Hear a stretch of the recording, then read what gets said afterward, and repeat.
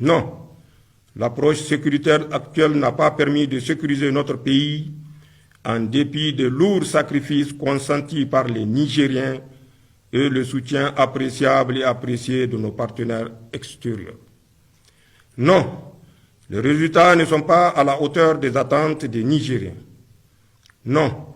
nous ne pouvons plus continuer avec les mêmes approches jusqu'ici proposées au risque d'assister à la disparition progressive et inéluctable de notre pays. C'est pourquoi nous avons décidé d'intervenir et de prendre nos responsabilités, non sans avoir à plusieurs reprises tenté, tout en restant dans notre rôle de chef militaire, d'attirer l'attention des plus hautes autorités déchues sur l'incohérence et l'inefficacité de leur gestion politique des questions sécuritaires dans notre pays. Mes chers compatriotes, parlant d'incohérence et d'inefficacité,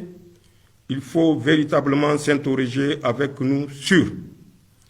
le sens et la portée d'une politique sécuritaire qui consiste à procéder à la libération extrajudiciaire de plusieurs chefs terroristes sans garantie aucune dans le contexte qui est le nôtre. Sur le sens et la portée du recrutement et du détournement à des fins politiciennes de plusieurs centaines d'éléments FDS en dehors du cadre militaire traditionnel et en les plaçant directement sous la seule autorité des politiques.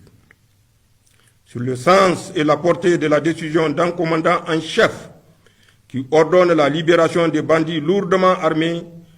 pris sur un théâtre d'opération militaire au seul motif qu'ils seraient ses alliés.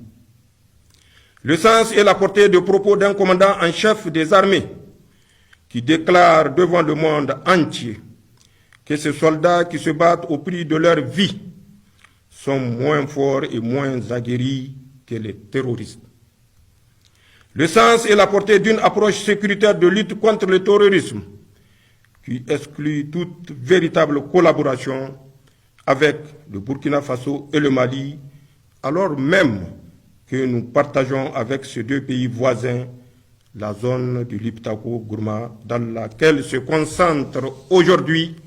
l'essentiel des activités des groupes terroristes que nous combattons. Mes chers compatriotes, de toute évidence, les autorités déchues se sont engagées dans une approche qui consiste à mettre en place une sorte de milice pour leurs propres intérêts. Toute chose qu'aucun patriote sincère ne saurait accepter. Mes chers compatriotes, sur le plan économique et social, l'amélioration de l'état actuel de nos finances publiques